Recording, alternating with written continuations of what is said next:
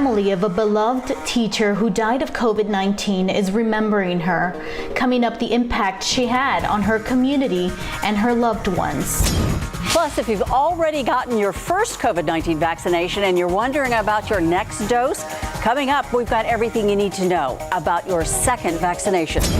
And President Biden signing more executive orders today, the tone he's setting for his administration, and just how soon the Senate will start impeachment proceedings of former President Trump.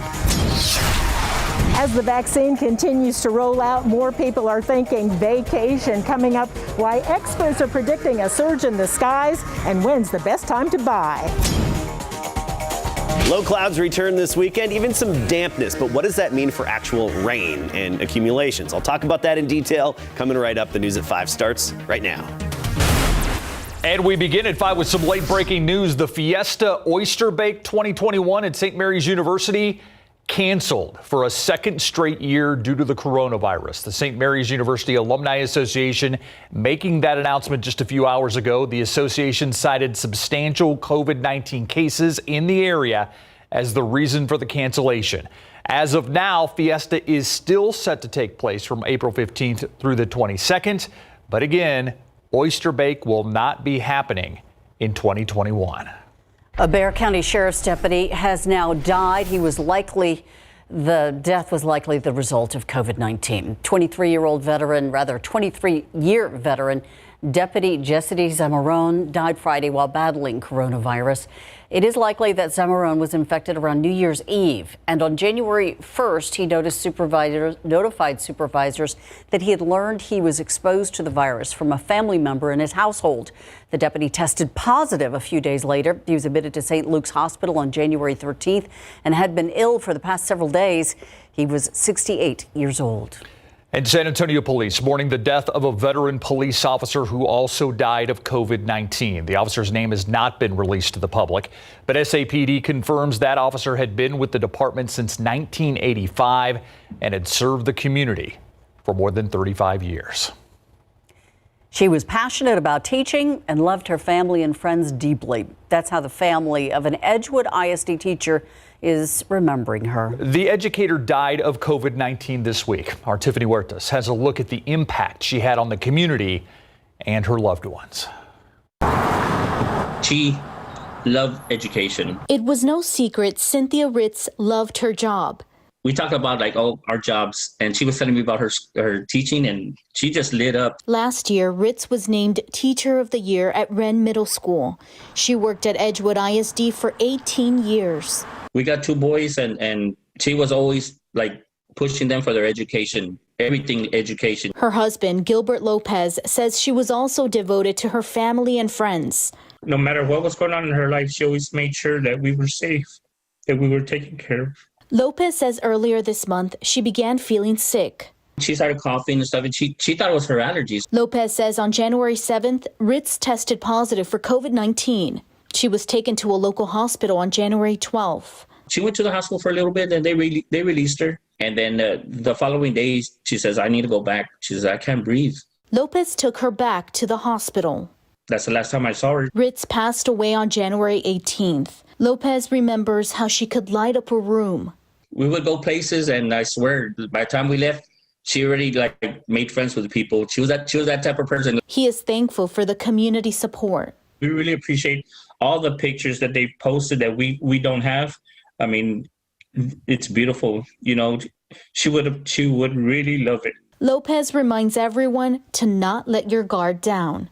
Practice being safe, take care of each other. Tiffany Huertas, KSAT 12 News. Meantime, Texas is still in phase 1B of the vaccine rollout, and that does include quite a few people. If you have not yet made an appointment, the WellMed vaccination hotline is going to reopen next week. WellMed says they expect the next shipment of COVID-19 vaccines to arrive on January 30th. The hotline to make an appointment will be open next Saturday. Those who are eligible can call 833-968-1745 starting on January 30th. Then WellMed is going to start administering the vaccines beginning Monday, February 1st. City officials say they don't know when the next shipment of vaccines will arrive, though, at the Alamo Dome or at the Wonderland of the Americas Mall. We've received a lot of questions from people wondering about getting a second dose of the coronavirus vaccine. We reached out to the biggest vaccine distributors in San Antonio to get you some answers. If you received your vaccine at the Alamo Dome before January 13th, Metro Health will call you to schedule a second dose. If you happen to miss the call from Metro Health and need to schedule the second dose, you can dial 311 and select option 8 or email covid19@sanantonio.gov. Now, if you went to the Alamo Dome after January 13th, you should have had your second appointment scheduled on site. The other 3 major vaccine distribution sites include the 2 WellMed sites and the University Health Vaccine Clinic at Wonderland of the Americas. All 3 sites tell us patients will have their second shot appointments scheduled on site during their first appointment. Scientists developed the COVID-19 vaccines in record time. That's causing some people to wonder whether they're actually safe. So next Wednesday, we will dedicate an hour to the COVID-19 vaccines, the science behind them, how they were developed so quickly, and what they mean for the future. The Vaccines Ending the COVID-19 Pandemic airs on January 27th at 7 p.m. right here on KSAT 12, as well as our website, ksat.com, and the KSAT TV streaming app. In other news, San Antonio police investigating a shooting that sent 1 person to the hospital this afternoon. That shooting happened just after 1 o'clock in the 4600 block of West Commerce. Police say a fight broke out between a group of men. Eventually, one of them pulled out a gun and opened fire.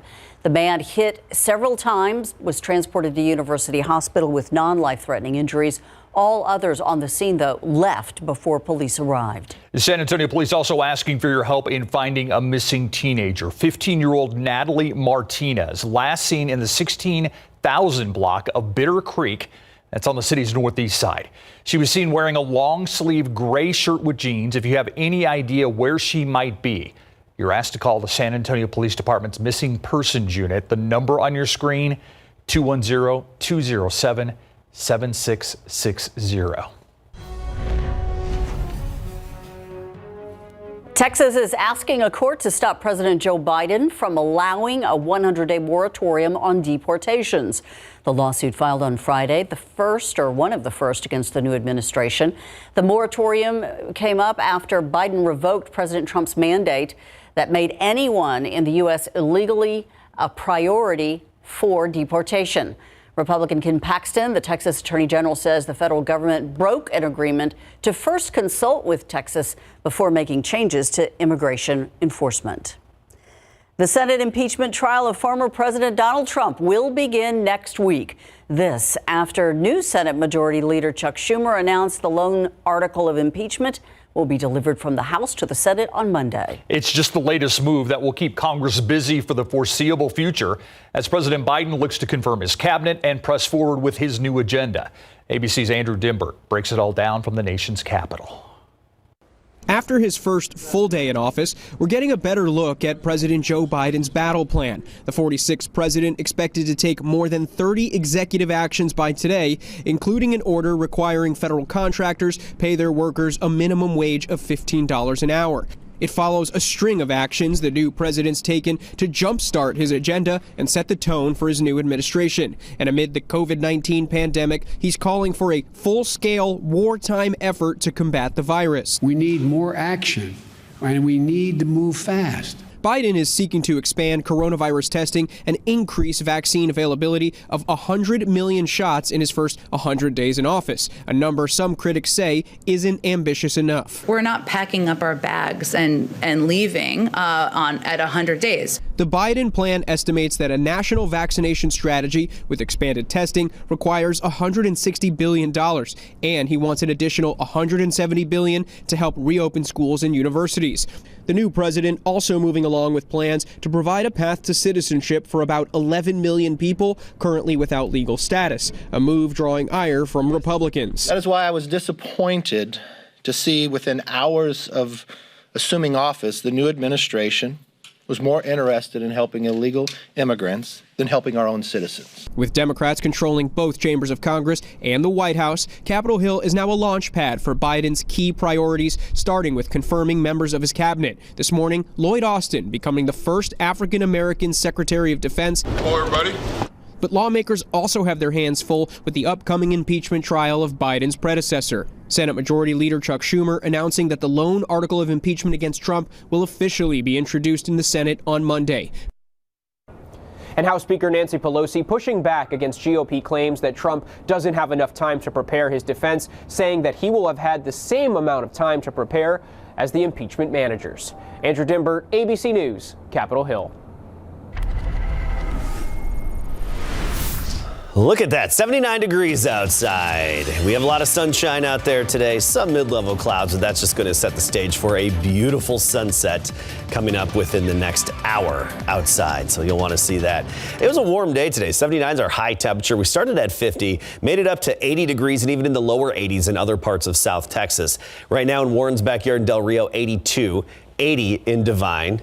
80 degrees in Floresville, so 80 degree mark at many locations. Even go to Universal City, 80 degrees, Lavernia, and just south of there at 76. As we go through the evening, temperatures falling off through the 60s, then 50s.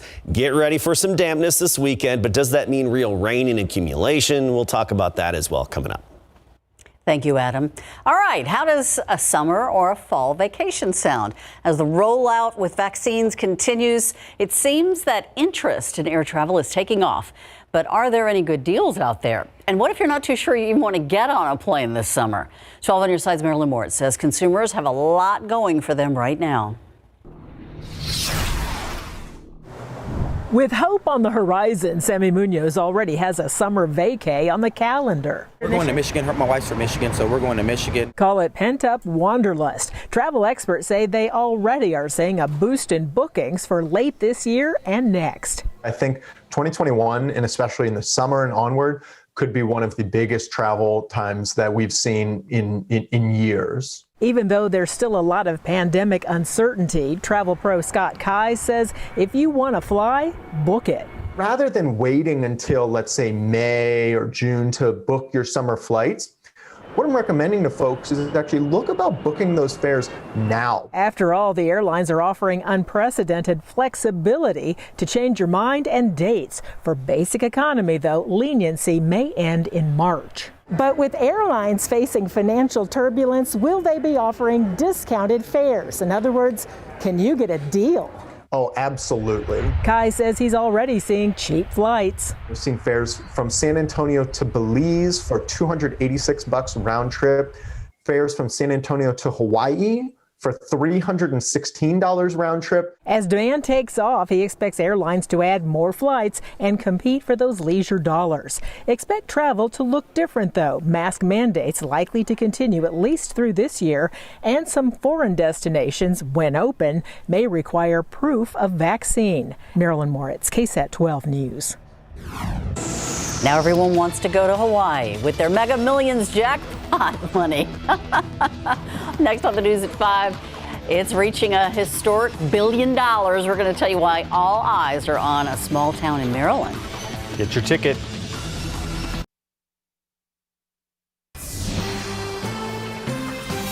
The stakes just got much higher for the Mega Millions drawing tonight. The jackpot reaching $1 billion. This comes after one ticket sold in a tiny Maryland town hit the Powerball worth $731 million. ABC's Irene Shaw has the story behind that winning ticket.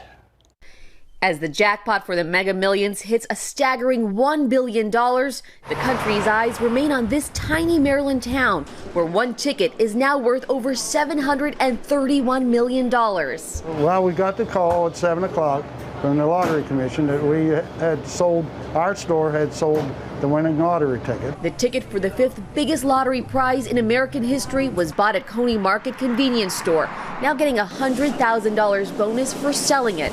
My employees are going to benefit from it, and I'm going to renovate the store. But while store workers are getting a little recognition, the big winner could remain anonymous their entire life. Well, so it's an intense lottery debate. You know, some people want us to name all the winners. We like to allow people the comfortability to select how they come in and claim their prize. Maryland is one of 7 states allowing winners to keep their identity a secret. Unlike states like New Jersey, where Michael Werski won $273 million 2 years ago. He was forced to share his identity, but volunteered to share his wealth. I spent $1.5 million paying off everybody else's bills and mortgages and family and people that needed help. And he shared some advice, too. Hired a financial planner right away. I got an attorney right away, and I got an accountant a little while after that. As for tonight's drawing, if someone wins, it's going to be the second largest Mega Millions in history and the third largest lottery jackpot in U.S. history. Zoreen Shah, ABC News, Los Angeles. If I win, I promise, Adam, I'll share a little with you and a little with Steve. Wow. You know, nice. I would do the Promise. same. And, you know, I actually had a dream about 2 or 3 nights ago. Remember a super intern Cole? You know, Yeah, Cole Vaughn, I remember right? Cole. Yeah. I had a dream he won the Powerball. Wow. And he was announcing it on KSAT 12. I don't know if I got a cut you of it call him or and not. tell him Yeah, that? call him and tell him to buy a ticket Yeah. for tonight. Well, it was a little too late for the Powerball, but maybe it's a sign and Yeah, omen it's for an Mega omen. Millions. There you go. All right, let's talk about our warmth out there today. Hey, you definitely felt it. We were at 80 degrees in some parts of South Texas. Look at our high temperatures. Hondo topped out at 80, Del Rio 81, Cotulla 83, and Laredo 82 degrees. Even New Braunfels made it up to 81 degrees. As I mentioned earlier, here San Antonio, our high temperature 79. Beautiful evening taking shape. These little mid-level clouds we have are going to make for a beautiful sunset out there over the Alamo City. 76 degrees right now at the airport, dew point of 51. So we have the warmer temperatures with the lack of real mugginess out there. That's going to change into the weekend though, especially on Sunday. It's going to be sticky out there, something we haven't really experienced a whole lot of this winter. Temperatures now still 80 in Hondo, 78 Del Rio, 81 still in New Braunfels, 79 Gonzales, and 76 in San Antonio. A few degrees cooler in parts of the hill country. Fredericksburg, for example, at 70. But very different story for our friends to the north. You look at Abilene, 46 along with Lubbock, Amarillo at 38, even Dallas at 51. There is a stationary boundary right through basically the center of Texas that runs west to east here, but also clouds are having a big influence on those temperatures. Midland at 63, but then you go to Abilene, not all that far away, meteorologically speaking, 46 degrees. That's largely because of the clouds that have really socked in much of North Texas. So that did create a big temperature difference across our state today. And we even had some showers far to the north of us. And I don't even want to not point out the activity we had just southeast of town earlier this morning. That was a little surprise pop-up activity, which is nice to have. We did have a little bit of rain action to the south of town, but the bulk of the moisture again was to the north of us. And I think with these disturbances that are out there, we're in an active pattern. I think the bulk of them are going to be passing to our north. So our friends in North Texas, parts of Central Texas, they should get some more rain, but our chances aren't looking good for real accumulating showers. Here's the next system, big dip and circulation in the upper level flow over San Francisco. It's going to be dropping southward, but it's likely to pass too far to the north of San Antonio and South Texas to really give us good rainfall. What we are going to see is more just dampness and sprinkles and drizzle. So here's our future cast. This gray cloud deck that you see here first thing Saturday morning, it's going to be around all weekend long. If you see a crack in the clouds, consider yourself lucky. As for rain, I think probably around and after 4 p.m. on Saturday, we'll start to see a few sprinkles out there. And then Saturday night through Sunday morning, drizzle and sprinkles. And then that's just going to be off and on throughout most of Sunday. As for real showers and actual accumulating rain, odds are against it for us right now this weekend. So when you look at the actual potential, maybe a few hundredths of an inch in and around San Antonio. You get to some locations farther north of town and up to a tenth of an inch. So despite a couple of days of low clouds, drizzle and coming and going sprinkles, it's not going to add up to a whole lot. 52 in the morning tomorrow, 63 for the high temperature. Then we get even warmer on Sunday, 74 degrees, a damp day and humid as well. And then next week, we'll feature a lot of sunshine and temperatures still in the 70s. Thank you, Adam. Beautiful day. All right, so far this year, home is not where the wins have been for the Spurs. No, they've actually done better on the road. And what's interesting is what their opinions are. They vary depending on who you ask. Is there a home court advantage during this pandemic? When we come back, we'll ask the man himself, Spurs head coach Greg Popovich, and we lost a legend in baseball today.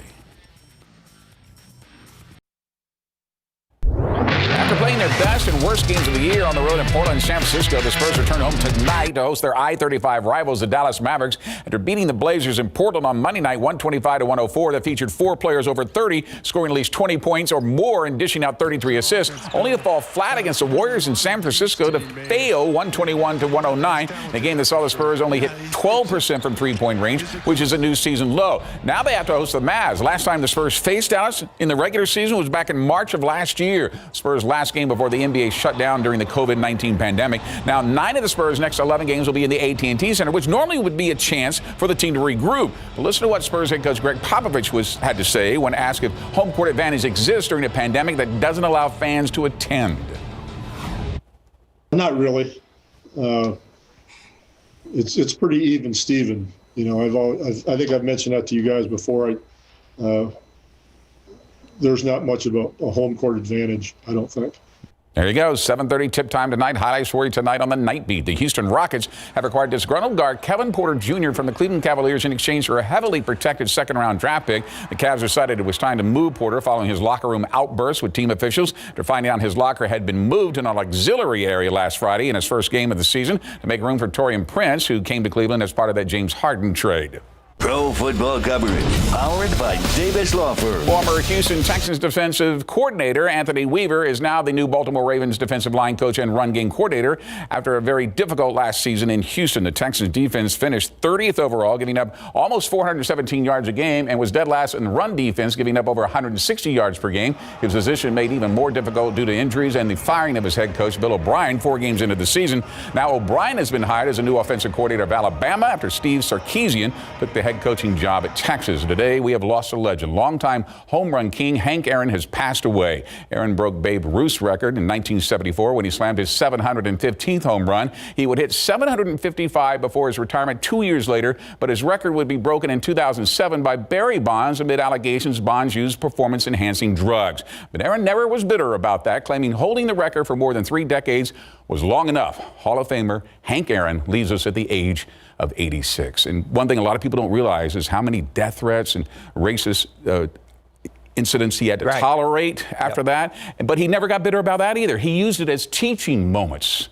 That's what made him such a remarkable man. Vin Scully with the call on that best call historic ever. Home run. You got it. Yeah. Thanks, Greg. We'll be right back. Tomorrow's going to be one of those days where it's going to look like it could rain at any moment, but we're just expecting some sprinkles and drizzle by the afternoon and evening, then damp conditions, drizzle, sprinkles, and fog on Sunday, and humid, but temperatures above average. Thank you, Adam, and thank you for watching the News at 5. World News is up next. We'll see you back here at 6. Have a good weekend.